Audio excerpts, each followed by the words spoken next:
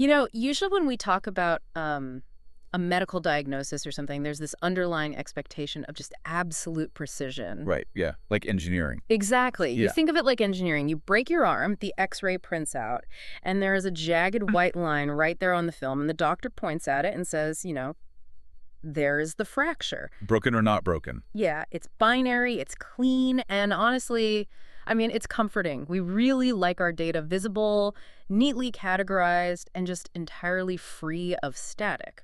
Well, we want a definitive answer, Yep. right? One that doesn't require any interpretation. Mm. We crave the security of a closed system where the inputs just reliably produce the same outputs every single time. Yeah. It's a really fundamental human desire for stability. But then you step into the diagnostic landscape of ancient religious texts, and that crisp, high-resolution X-ray machine just shatters completely. It really does. We are suddenly looking at this incredibly murky, degraded image. I mean, we are dealing with millennia of mistranslation, aggressive political agendas, shifting cultural norms, and, honestly, the deeply flawed nature of human storytelling. Oh, absolutely. So today, for you listening, we are taking a completely analytical, fact-based look at the source code of these ancient texts. The raw data. Right. Our mission in this deep dive is to treat these writings not as unquestionable dogma, and certainly not as, moralizing lectures from the sky, Right. but as a piece of legacy software. We're going to examine them the way you would analyze an ancient boardroom compilation. We're applying modern logic, physical science, and some incredibly sharp, wonderfully witty analogies that our sources provided for us. And just to set a firm baseline for the listener, I think we need to establish a very neutral ground rule before we proceed into the actual data. Yeah, that's a good idea. Because we are going to be touching on historical, political, and religious history that is, by its very nature, highly charged. Oh, extreme. So our goal here is absolutely impartial. We are not taking sides, whether left or right. We are not endorsing these theological viewpoints, and we are not condemning them either. Right. We're just looking at what's there. Exactly. We are essentially performing a forensic audit. We are popping the hood of this vehicle to look at the literature, the history, the geological data, and the human psychology embedded in these sources. We're evaluating how the engine actually functions, or, as we'll see in many cases, how it completely fails to function. I love that framing, actually. A forensic audit of the human operating system. As for the blueprint of what we're going to cover today, the docket is packed. We are going to unpack the literal physical mechanics of ancient miracles, like how atmospheric pressure might have actually parted the Red Sea. That one is fascinating. It's wild. And we're going to look at the deeply relatable, almost Saturday Night Live weekend update nature of ancient narrative inflation. And then we'll explore some really mind-bending conceptual paradoxes, like the finite prayer token system, and the terrifying, literally physics-defying reality of the all the money genie wish. Which is a great analogy. It really is. Okay, let's unpack this. To really understand the data in front of us, we first have to fundamentally understand how human beings tell stories. Yes. Yeah. That is step one. Because if you misidentify the genre of the data you're processing, the output is just going to be corrupted from the very start. And that is really the supreme category error of modern civilization. Yeah. When you read ancient literature, you have to remember that you are not reading a peer-reviewed, heavily cited historical journal. Right, they didn't have fact checkers. No, exactly. And the sources provided a brilliant analogy that perfectly illustrates this cognitive dissonance. Imagine you're watching Saturday Night Live, specifically the Weekend Update segment. Okay, I love Weekend Update. Right, so that broadcast contains trace amounts of real, verifiable historical events. They mention actual politicians, current legislation, real geographical locations. But the broadcast itself is fundamentally a satirical, entertainment-focused piece of performance art. Yes. I mean, the news is just the scaffolding they use to build a joke. Exactly. Now, imagine a scenario. Say, 2,000 years from now, an archaeologist digs up a digital archive of Weekend Update. Oh, man. And lacking any cultural context, they treat it as a literal, flawlessly objective news source. They would think we were completely out of our minds. They would look at the footage and conclude that 21st century politicians were constantly engaging in these bizarre slapstick routines and speaking entirely in punchlines. Right. We would look at that future archaeologist and think they were insane. Exactly. Yet the argument here is that this is the exact trap society falls into with ancient texts. That makes so much sense. We take a multi-generational anthology of political theater, poetry, local folklore, and mythological satire, and we staple it together, slap a nice leather cover on it, and treat it like a strict physics and history textbook. Wow. Yeah, it's just a total category error. But what drives that? Like, why do the stories get so big? Well, the psychological mechanism driving this distortion is narrative inflation. Mm. And it's something every single human being utilizes. The sources use a very grounded example to explain this. Consider the psychology of running late for work. Oh, the late for work inflation. I mean, it is painfully relatable. Right. When you finally scramble into the office, you're sweating, your boss is glaring at you. You don't just state the sterile facts. You don't say, I hit a red light at the intersection. No, that's not a good enough excuse. That doesn't feel sufficient to justify your stress. You exaggerate the living daylights out of it to save face. You say, I hit every single red light. The traffic was unprecedented. Everyone on the road lost their minds. A truck jackknifed. It was absolute chaos. Exactly. You dramatically inflate the variables to justify your internal reality to an external audience. Okay, so take that exact same psychological mechanism, the deep human need to dramatize an event to make it feel more significant, or even just to explain away a trauma. Right. And apply it to an entire ancient civilization operating without a global communication network. That's where it gets interesting. Suppose a severe localized storm hits a specific valley. The regional sea level temporarily shifts, flooding a specific basin, maybe drowning a few local rulers and wiping out their livestock. Which is terrible for them. Yes, to the people living in that basin whose entire conceptual map of the universe extends maybe 50 miles in any direction, it genuinely feels like the end of the world. Because they have no concept of Australia or the Americas or the polar ice caps. To their localized perception, the entire planet is literally underwater. They experience a very real localized trauma. And that trauma is then passed down through generations via the oral tradition. Which is essentially a centuries-long game of telephone. Exactly. The local storm becomes a regional flood. The regional flood is attributed to divine judgment because, well, they lack meteorological science. Right, they don't have Doppler radar. No, they don't. So by the time this story is finally codified into writing hundreds of years later, usually by a priesthood desperate to solidify their authority, the narrative has morphed into a planetary reset button. Oh, wow. So suddenly you have a story where one man had to mathematically calculate the space needed to pack 2 of every single beetle, marsupial, and apex predator onto a floating wooden box. The historical core is there. A devastating localized flood did occur in the ancient Near East, but that weekend update filter has inflated it into a supernatural blockbuster. And the sources didn't just start at the flood. They actually fact-checked some of the most famous ancient blockbusters using hard science, and this completely blew my mind. Yes, the physical mechanics. Let's look at the parting of the Red Sea. Because when you grow up in this culture, you picture the Cecil B. DeMille cinematic version. You picture a guy raising a stick, the sky dramatically darkening, and 2 massive walls of deep blue ocean water just magically freezing in place like vertical concrete. Right, defying all known laws of physics. But modern oceanography and meteorological models provide a completely different, heavily documented explanation that relies entirely on fluid dynamics. Not magic. Not magic. Yeah. In 2010, researchers at the National Center for Atmospheric Research, NCAR, and the University of Colorado ran these extensive simulations on a well-documented physical phenomenon known as wind setdown. Okay, I was reading through the mechanics of that study, and if I'm understanding the fluid dynamics correctly, we aren't talking about parting a deep oceanic trench like the Mariana. No, not at all. The models were specifically looking at a shallow marsh, right? Because the original text doesn't even say Red Sea. It's a crucial point. It says Yam Suf, which actually translates to the Sea of Reeds. That linguistic distinction changes everything. We were talking about a shallow, marshy lagoon in the ancient Nile Delta, specifically the Lake of Tanis region, not the deep waters of the actual Red Sea. Right. So the NCRR models demonstrated that a sustained high-velocity east wind clocking at roughly 63 miles per hour. Wait, 63 miles per hour, that's basically a severe tropical storm. Exactly. A sustained wind of that velocity blowing overnight across that specific shallow topography would physically displace the water. Just push it out of the way. The sheer force of the wind pushes the shallow water back into the deeper river channels, exposing the mudflats beneath it. This creates a temporary land bridge that would remain exposed for several hours, provided the wind maintained its velocity. And what happens when the wind stops? The moment the wind drops, the displaced water slams back into its original basin. Wow. That reframes the entire narrative. I mean, Moses wasn't wielding magic. He was essentially an incredibly observant ancient meteorologist. That's a great way to put it. The text itself even notes that he stalled the Israelites there for 7 days.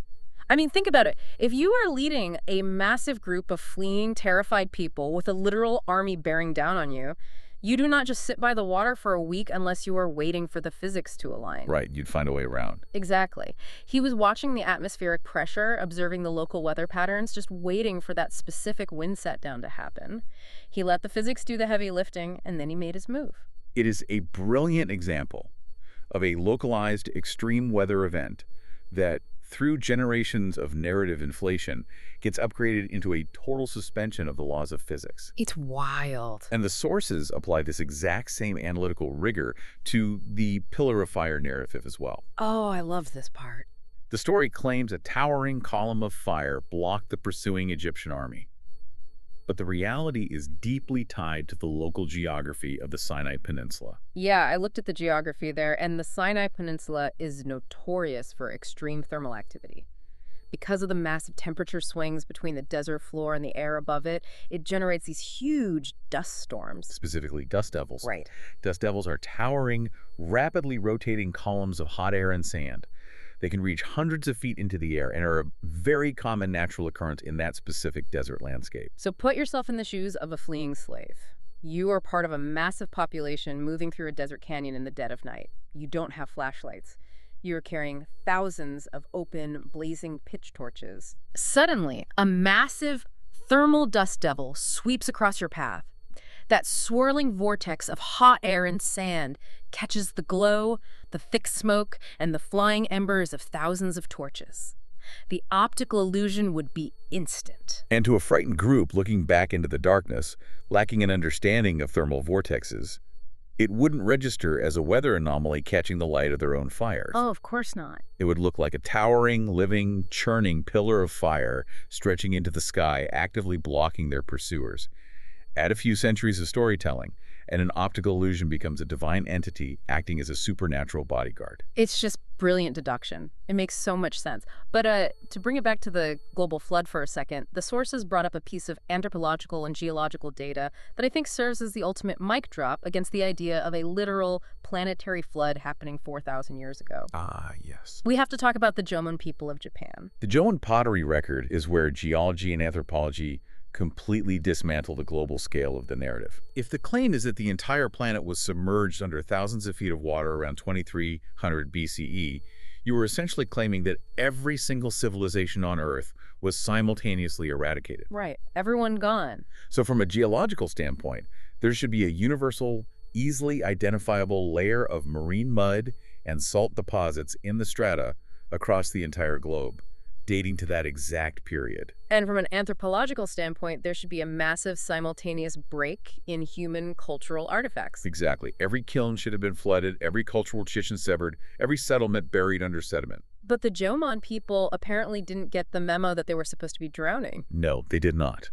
The Jomon culture, native to the Japanese archipelago, is renowned for its distinct cord-marked clay pottery. Okay. Archaeologists have excavated an uninterrupted, continuous record of this pottery spanning from roughly 14,500 BCE all the way down to 300 BCE. Wait, 14,000 years of unbroken clay pots. Think about what that actually means. It means their kilns were never destroyed by a cataclysmic global deluge. Their population was never erased. Their artistic and cultural evolution was never severed. Just kept going. The geological strata beneath their settlements show no catastrophic marine mud layer interrupting their daily lives. Yeah. They simply kept making their pottery, generation after generation, completely unaffected by a flood happening in the Middle East. Wow.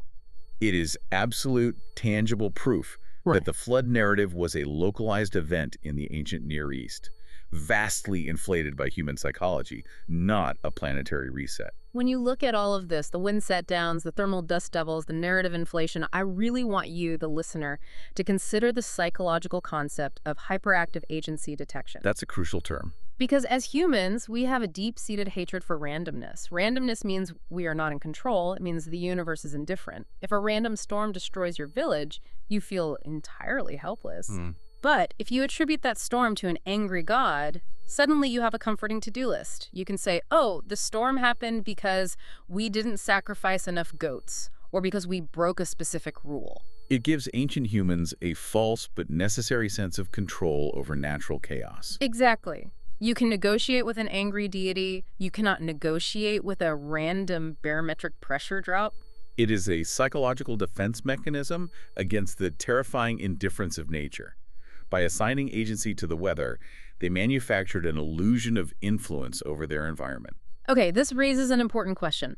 If these stories are heavily inflated, remixed regional myths, like the Babylonian Epic of Gilgamesh, just wearing different clothes, who actually decided to lock them into the official textbook that billions of people read today? That is the million-dollar question. Right. If it's a multi-generational game of telephone, how did we get the final, uneditable cut? That transitions us directly into the actions of the Roman Empire and what the sources refer to as the zip file. The Roman zip file. It is such a profound way to conceptualize this, because society generally acknowledges historically that the Roman Empire was a brutally corrupt, militaristic machine. Unquestionably. They were the ones who literally executed the early street radicals, dissidents, and philosophers.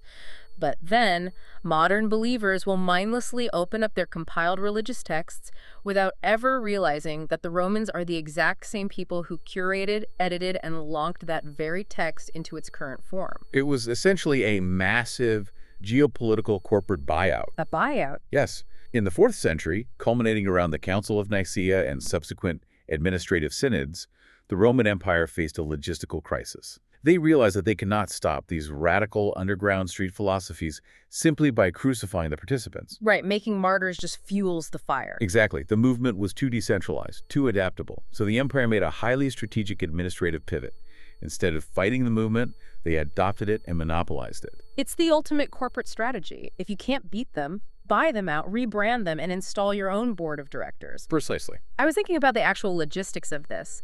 It wasn't just a meeting. They took a chaotic, sprawling multiverse of ancient scrolls, scrubbed out the radical directives that threatened the state's authority, and literally deleted entire books they didn't like. Just remove them from the canon. Books like the Book of Enoch, which had wild, esoteric cosmology that the Romans found way too chaotic to control. They confiscated texts, burned variants, and handed humanity a sanitized, locked zip file. They engineered a binary control engine. By standardizing the text, it became an incredibly effective psychological tool to manage the peasant class. So convenient. The underlying message of the curated text was highly convenient for an empire. Obey the central authority, pay your taxes, accept your suffering and subjugation on earth, and wait patiently for your reward in the afterlife. It's so deeply ironic, it borders on tragic. You have modern individuals today who claim to be aggressively rebelling against the system, who view themselves as pushing back against centralized authority or corruption. Right. Yet they are blindly governing their lives, their morality, and their politics by a book that was compiled, curated, and heavily edited by the ultimate corrupt centralized system, the Roman Empire. Yes. It is a completely closed source software model, and they are refusing to look at who actually wrote the code. And the evidence of this imperial takeover is not obscured in the history books. It is what the sources refer to as the global mask of empire, a reality that is just hidden in plain sight. Okay, unpack that mask. Rome did not surrender to these religions. Rome put the religion on as a mask to maintain global continuity and administrative control when their military might began to wane. The hard data on this is absolutely staggering. Just look at the infrastructure. When the Roman Emperor Diocletian realized the military empire was getting way too massive to manage effectively, he divided the territory into geographical administrative units. And what did he call those units? Dioceses. Dioceses. And when the Catholic Church took over the Roman infrastructure, they didn't redraw the map. They kept the exact same geographical boundaries, and they literally still call them dioceses today. It's the exact same grid. The Pope holds the title of Pontifex Maximus, which translates to the Supreme Bridge Builder. That was the exclusive official title of the Roman Caesar. Right. They're sitting in the Caesar's office, operating the Caesar's administrative grid, using the Caesar's titles. This Roman administrative overlay permeates every level of our global architecture. We're constantly told that Abrahamic religions dominate the globe, yet if you look up at the sky, our space science and our planetary bodies are named entirely after Roman pagan gods. Mars, Venus, Jupiter, Saturn. Even our concept of time, our calendar, the days of the week we use to organize our entire lives, is a mashup of Norse and Roman deities. Wednesday is Woden's, or Odin's day. Thursday is Thor's day. Saturday is literally Saturn's day. Yes. The language of our sciences, our medical terminology, our foundational legal doctrines, it all runs on Latin, the administrative code of the Roman legions. The empire never actually left the building. No. They just changed their uniform from a steel breastplate to a priest's robe, and we all went along with it. Which perfectly sets up the mechanism of how they manage the text itself. Once you lock the zip file and establish the canon, you need that text to be infinitely adaptable to whatever geopolitical or economic agenda the empire requires at any given moment in history. Yes, and here's where it gets really interesting. The sources call this the silly putty text. Oh, it's such a visceral image. Think about when you were a kid and you'd take a piece of silly putty and press it firmly onto a newspaper comic strip. Right, it picks up the ink. Yeah. You peel it up and you've captured the exact image. But then you take that putty in your hands and you pull it and stretch it and warp the image. You make certain words massive, you stretch a character's face until it's unrecognizable, and you make other elements disappear entirely. You distort the original image to fit whatever new shape you want. Exactly. It is a brilliant metaphor for the mechanics of scriptural manipulation. Institutions press the text onto the cultural landscape, and they stretch it to justify whatever is expedient. Right. They pull it one way to justify a bloody crusade, stretch it another way to support a border wall, warp it to endorse a corporate agenda, or distort it to suppress a marginalized group, depending entirely on what the institution needs to maintain power in that specific century. And the ultimate undeniable historical proof of this silly putty stretching is the infamous number of the beast, 666. Modern pop culture treats 666 like a supernatural barcode, a comic book supervillain logo. It's the ultimate boogeyman inspiring horror movies and end-of-the-world panic. But the forensic audit of the text reveals something completely grounded in first-century politics, doesn't it? It does. This is a phenomenal piece of historical cryptography that entirely strips away the supernatural dread. Okay, tell me about Oxford. Right. In 2005, a team of classicists at Oxford University used advanced multispectral imaging on a manuscript known as Papyrus 115. This is the oldest surviving physical fragment of the Book of Revelation discovered in the ancient garbage dumps of Oxyrhynchus, Egypt. The absolute oldest fragment. Yes, and when they analyzed the oldest fragment, the number of the beast was not 666. Yeah. It was explicitly written as 616. 616. It's literally a localized typo that escalated into a global panic. Exactly. But I want to dig into the mechanics of this. Why use numbers at all? Why 616 or 666? Because we have to explain why gematria was used. To understand gematria, you have to understand the linguistic limitations of the ancient world. In ancient Hebrew and Greek, they did not have a separate, dedicated set of symbols for numbers like our Arabic numerals. So they didn't just have a 1 or a 2? No. Their letters doubled as their numerical values. Alpha was 1, beta was 2, and so on. Because of this, every single word naturally had a numerical sum. Gematria wasn't inherently magical. It was just an everyday form of encryption. Right. The author of Revelation, John of Patmos, wasn't writing a mystical prophecy about the 21st century. He was writing under absolute Roman imperial lockdown in the 1st century. He was a political dissident. Yes. Yeah. He was penning an underground political resistance manifesto.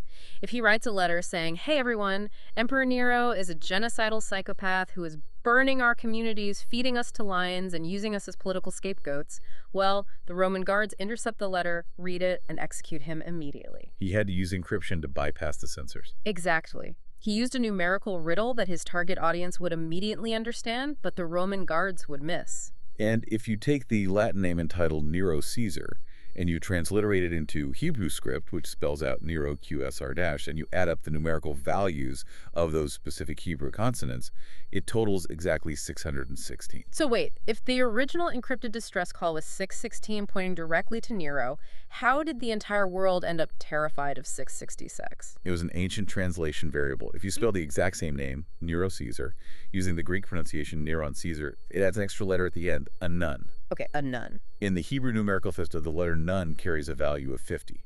So you take the original 616, add the 50 for the Greek pronunciation, and you get 666. Oh my God. It was never a supernatural prophecy about a futuristic antichrist or microchips. It was a highly localized, desperate political distress call, warning the early communities about the current, very real emperor of Rome. But Rome eventually takes that text, zips it into their official canon, and stretches that silly putty to its absolute breaking point. Yes, they do. They strip away the historical context that clearly points the finger at their own emperor, and they morph this localized political code into an eternal, mystical monster. It's very convenient for them. They use it to keep the peasants constantly terrified of an imaginary antichrist arriving in the future, so the peasants are too distracted to notice the very real empire exploiting and taxing them in the present. It is a masterclass in psychological manipulation and misdirection. It is incredibly effective statecraft. But once the Roman Empire zipped that file, they didn't just lock in political distortions. They locked in some deeply flawed theological software regarding morality, the nature of justice, and the fundamental character of the Creator. Which brings us to the arsonist firefighter. I have to say, the analogies in the source material are incredibly witty, but they are also deeply cynical when you actually pull them apart. They are very sharp. Let's look at the mechanics of the arsonist firefighter. Imagine you hire a real estate developer to build your house, they pour the foundation, frame it, and it looks great. Sounds fine so far. But then, they deliberately, consciously move a known, chaotic pyromaniac into your guest room. Okay, problem. Right. Not only do they move him in, but the developer literally places a wager with this pyromaniac on whether or not your house is going to burn down. And then a week later, while your living room is completely engulfed in flames and you are panicking trying to save your family, the developer stands out on the front lawn with a garden hose yelling, "Don't worry, I'm a hero. Look at me, I'll save you." Under any modern, legal, ethical, or moral framework, we do not view that developer as a hero. Not at all. They would be indicted for mass endangerment, conspiracy, and insurance fraud. You do not get to claim the title of a savior when you are the entity that introduced the arsonist and supplied the oxygen for the fire in the first place. And the sources apply this exact legal and moral framework directly to the book of Job in the Old Testament, because people always try to use the Satan did it defense to protect the deity's reputation. Right. They say, God didn't cause the suffering, the devil did. God is just trying to help us through it. But if you actually look at the original Hebrew source code of Job, it completely destroys that defense mechanism. It does, because it reveals the structural hierarchy. In the ancient Hebrew text, the entity interacting with God in the prologue of Job is not a red demon ruling a fiery subterranean underworld. No, the text uses a very specific title. It uses ha-Satan. Translated literally, it means the adversary, or more accurately within the context of an ancient royal court, the prosecuting attorney. He's on the payroll, he has a corporate badge, he's a divine QA beta tester. Potentially, yes. God and this prosecuting attorney are hanging out in the divine boardroom, and they are essentially acting like two executives running a betting ring on a human life. God brags about Job's loyalty, and Satan pushes back, saying, "He only loves you because you gave him a nice house and a hedge of protection. Let me burn it all down, let me destroy his livelihood, and I guarantee he'll curse you." And God's response. And God, just to win a philosophical bet, says, "All right, go for it. Burn it down. Just don't physically kill him." The narrative explicitly frames the suffering not as a necessary cosmic balance, but as a permitted wager. It is the exact arsonist real estate scenario. The deity authorizes the destruction to prove a point to an employee. But what fascinates me is how the religion justifies this behavior when confronted, because Job doesn't just take it. No, he questions it. Right. When he is sitting in the ashes, having lost his children, his health, and his property, he demands an explanation. He essentially files a lawsuit against God, and God finally shows up in a whirlwind. But God doesn't apologize. He doesn't say, "Sorry, Job, I was trying to win a bet with the prosecuting attorney, my bad." What does he actually do? He utilizes what the sources brilliantly call the omnipotent real estate flex. The real estate flex. Yes. Instead of addressing the moral validity of Job's suffering, the deity spends 4 chapters aggressively asserting his credentials as the sheer physical creator of the universe. He asks rhetorical questions like, where were you when I laid the foundations of the earth? Did you build the ocean? Do you command the stars? It's a total Superman complex. The idea is that just because a developer poured the concrete foundation for a house 30 years ago, they somehow retain the perpetual legal and moral right to show up decades later, burn the house down with your family inside, and then demand you still praise them because they technically hold the original copyright to the land. It's absurd. I mean, building the ocean does not give you a moral blank check to torture the biological organisms living near it. It's using absolute, overwhelming physical power as a scapegoat to bypass basic ethical accountability. It's creating massive chaos just to swoop in with a hose and demand to be worshipped as a superhero. And that intense demand for constant, unwavering worship leads directly into another fascinating psychological point raised by the sources: the celebrity validation paradox. Yeah. Yes, the musician analogy. I really want to flesh this out because it explains the psychology of worship so well. Go for it. The source breaks it down like this. If you are a highly skilled, classically trained vocalist, and a random person off the street who has absolutely no ear for music comes up to you and says, "Wow, you are the greatest singer on earth," it's a nice compliment. Sure, it strokes the ego briefly. Right. But internally, you know it lacks depth. That doesn't really mean anything because they don't understand the mechanics of what you do. But if a peer, another incredibly legitimate, talented vocalist looks at you, analyzes a specific, immensely difficult vocal run you just executed, and praises your breath control and technique, that validation carries immense, profound weight. The core mechanism there is that true, meaningful validation requires a baseline of equality in comprehension.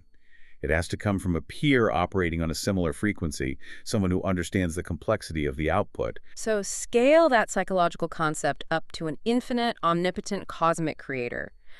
Why would a supreme energy force mandate that billions of tiny biological ants living on a floating rock gather together every single Sunday to scream his real estate credentials back at him? You're so great, you built the mountains. Right. If you built a literal ant farm in your living room and you got violently angry and threatened to set the ants on fire whenever they didn't arrange their breadcrumbs to spell out your name, we would consider you profoundly unstable. It paints the deity not as a transcendent, self-sufficient cosmic force, but as a toxic celebrity with severe, deeply human validation issues.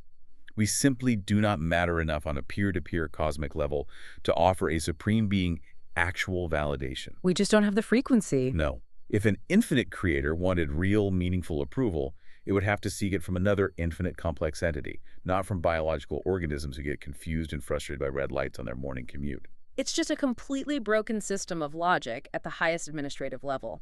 But if the justice system is that flawed at the cosmic boardroom level, how does this software dictate the physical daily lives of humans on Earth? Like, how does it control what we eat, how we atone for mistakes, and what happens to us when we die? Well, we should look at the dietary software first, because the textual timeline here is incredibly specific and often ignored. The sources point out that the original uncompromised blueprint for humanity, the version 1.0 of the software, was strictly botanical. The vegan mandate in the opening chapters of Genesis. Exactly. In Genesis 1.29 and 30, the explicit directive for human sustenance uses the Hebrew word okla, which refers strictly to plant sustenance, seed-bearing plants, herbs, and fruit trees. Just plants. Just plants. In that pristine original setup, there is zero textual permission to consume flesh, which in Hebrew is bizarre. The system was designed as a harmonious biological network operating entirely without a slaughterhouse operating system. But obviously, looking at human history, that botanical baseline didn't last. So how did the software get completely rewritten to include mass slaughter? The shift happens post-flood in Genesis 9, when the text states that everything that lives and moves about will be food for you. The sources argue this wasn't a holy blessing or an upgrade. It was a grim, tragic concession. The code broke. Yes. Humanity had broken the baseline code, violence had saturated the system, and the server shifted to an absolute resource extraction model characterized explicitly by fear and dread between species. And this leads directly to what the sources call the Leviticus loophole. Because once the hardware was broken and humans were consuming flesh, the ancient text started treating human sin and moral failure like a physical radioactive smog that actively polluted the community. It's a very physical concept in the ancient mind. Right. And to clean this radioactive smog, Leviticus 17.11 establishes blood as a cosmic currency. The sources literally call it a divine bleach. The original intent of that triage system was likely supposed to be a horrific, visceral deterrent. It was designed to make humans witness how loud, messy, and terrifying death actually is. The idea was to shock them into realizing the profound cost of their mistakes, forcing them to watch an innocent creature die because of their actions. Look what your screw-up cost. The cost is life. Stop doing it. Exactly. But human nature didn't react with horror, did it? Instead of being deterred, humans completely normalized the horror. They automated the process. They built a high-throughput corporate assembly line priesthood. The scale is what's truly alarming. I was looking at the sheer scale of this, and the math is horrifying. At the dedication of Solomon's temple, the text claims they sacrificed 142,000 animals. The logistical reality of that number is staggering. It's an industrial slaughterhouse. Think about the physical mechanics of processing 142,000 sheep and oxen. The volume of blood, the smell of burning flesh, the flies, the physical exhaustion of the priests acting as butchers. It's unfathomable. They turned a visceral moral deterrent into an automated factory line. They essentially outsourced their personal morality to the throat of a goat.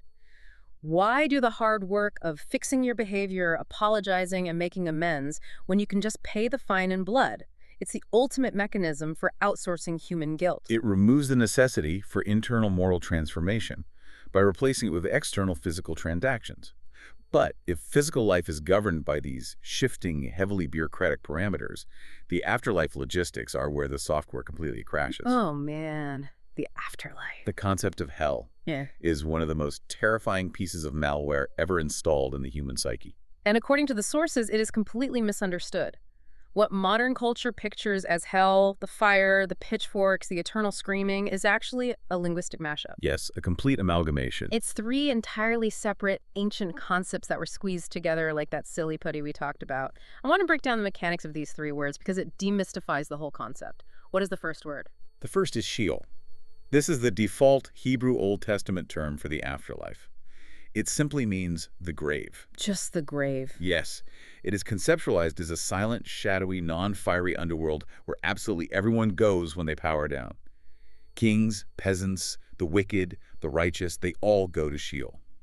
There's no torture. It is simply the cessation of physical life. No pitchforks, no eternal flames, just sleep and shadows. Oh, yeah. What's the second word they mashed into the zip file? Gehenna. Now, this wasn't a mystical dimension at all. It was an actual physical, geographical location, the Valley of Hinnom, located just outside the walls of ancient Jerusalem. An actual place you could walk to. Yes. Historically, centuries earlier, it had a dark past associated with ancient child sacrifice to the god Molech. But by the 1st century, it operated simply as the city's smoking, rancid municipal garbage dump. A garbage dump. Exactly. Fires burned there continuously to consume the daily trash, sewage, and the carcasses of dead animals. When ancient teachers used the word Gehenna, they were not threatening people with a subterranean fire dimension. They were using a visceral, local metaphor for a wasted life.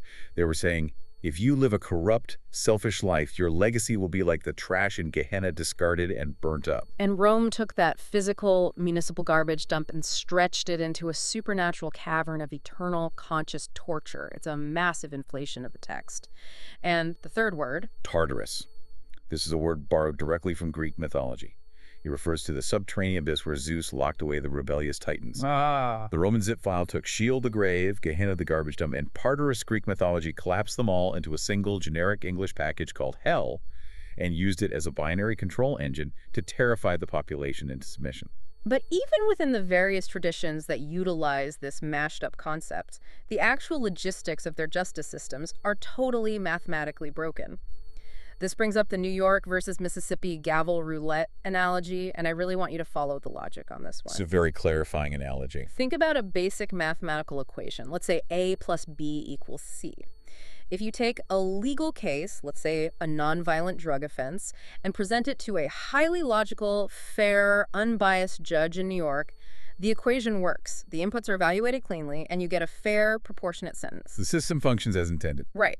But if you take that exact same case with the exact same variables and slide it in front of a deeply bigoted, hateful, heavily prejudiced judge in Mississippi, the equation entirely fails. You get a wildly unfair, disproportionate outcome. The underlying truth there is that human justice is entirely subjective. It is completely contingent upon the internal prejudices, the mood, and the potential heart rot of whoever happens to be holding the gavel on that specific day. It is a roulette wheel of variables. Right. And religion knows this. That's why they deploy the ultimate corporate armor to defend their system. They say, well, human judges are flawed, but only God can judge perfectly because only God knows the heart. The ultimate PR spin. Exactly. They have to say that to patch the fact that human metrics are visibly broken. But when you look at how the religions actually structure their afterlife logistics, They failed just as badly, if not worse, than the human judges. Let's examine the actual parameters they set up. In traditional rabbinic Judaism, there is the concept of a maximum stay in Gehenna, acting essentially as a temporary washing machine for the soul. The maximum sentence is 12 months. 12 months, okay. However, because families traditionally recite the Kaddish morning prayer for only 11 months, to avoid implying their loved one was completely wicked and needed the full 12, it became popularized as an 11-month speed run. But think about the sheer logistical failure of a flat-rate sentence. It means a teenager who steals a candy bar and makes a few selfish mistakes, and a sociopathic genocidal dictator who murders millions are subjected to the exact same baseline timeline in the washing machine. It's completely disproportionate. Completely brick the actual moral data of human evil on Earth just to ensure an automated, tidy, happy ending for everyone.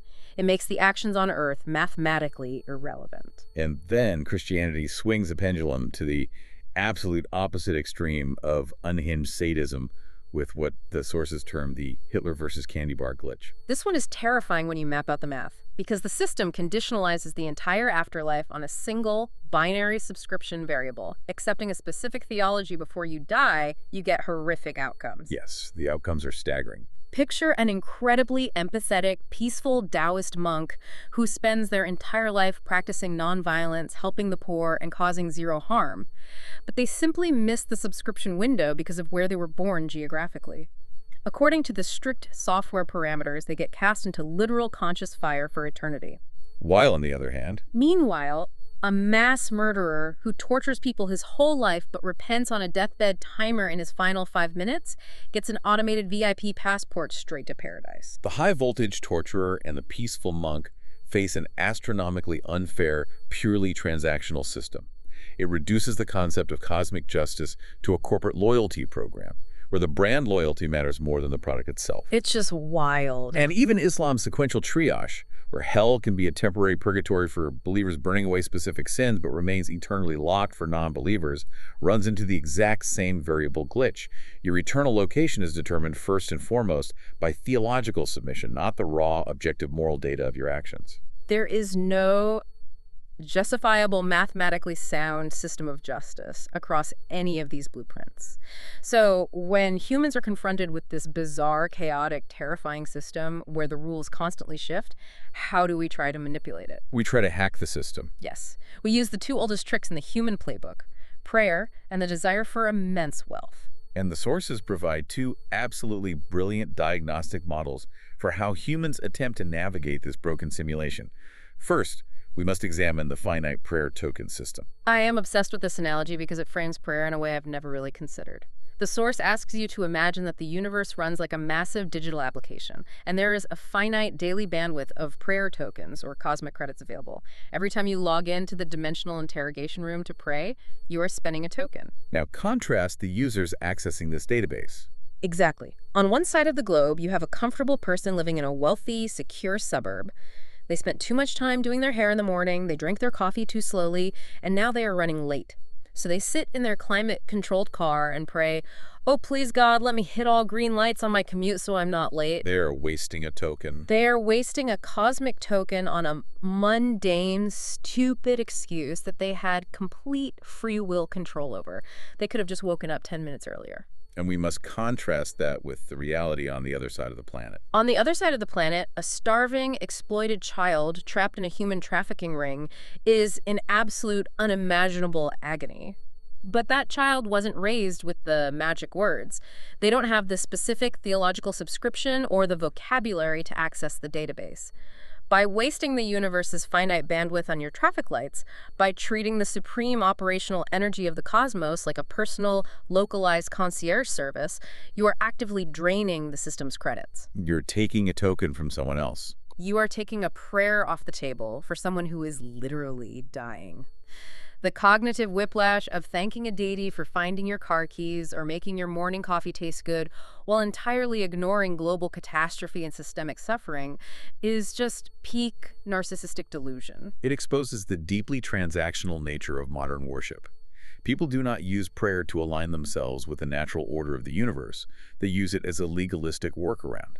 They're essentially attempting to bribe the developer to break the established laws of physics just to ease their morning commute. And speaking of breaking the literal laws of physics, let's talk about the desire for wealth.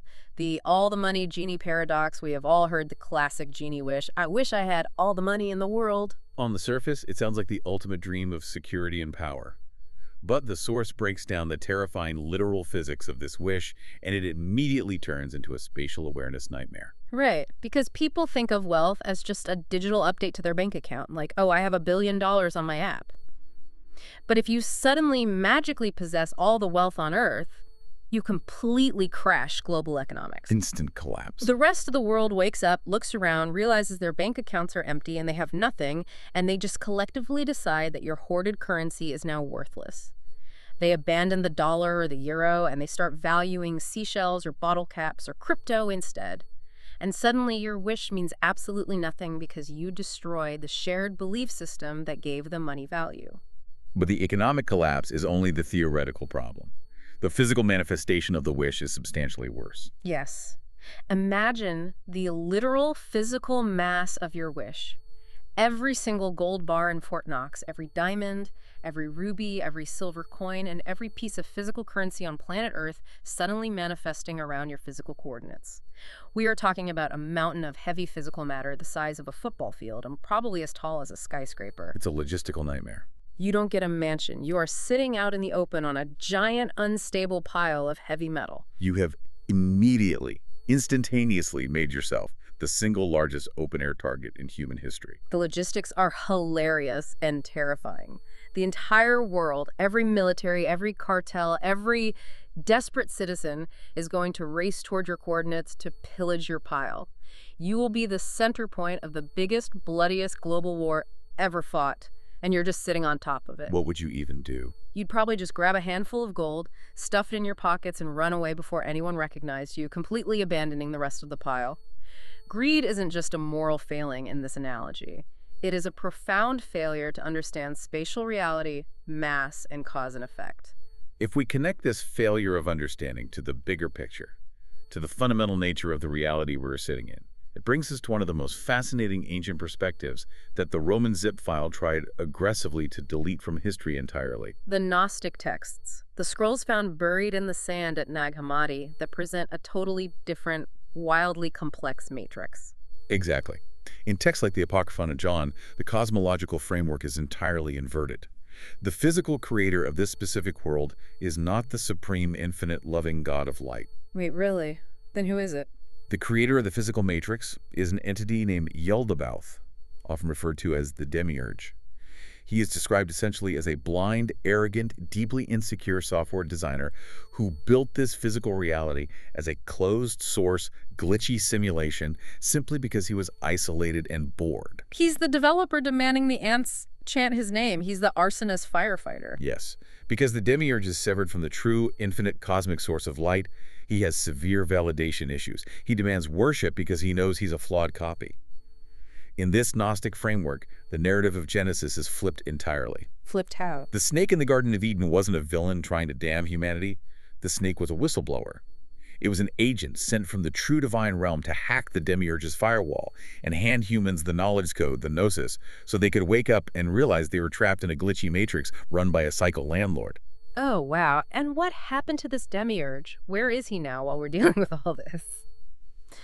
The source uses the ultimate pop culture framework to explain this. The Toy Story Matrix. Yes, the abandoned toys. The Demiurge built the world, played with it for a while, but eventually he got completely bored with the simulation. He ran out of new ideas, he lost his inspiration, and he just peaced out. He left the playroom.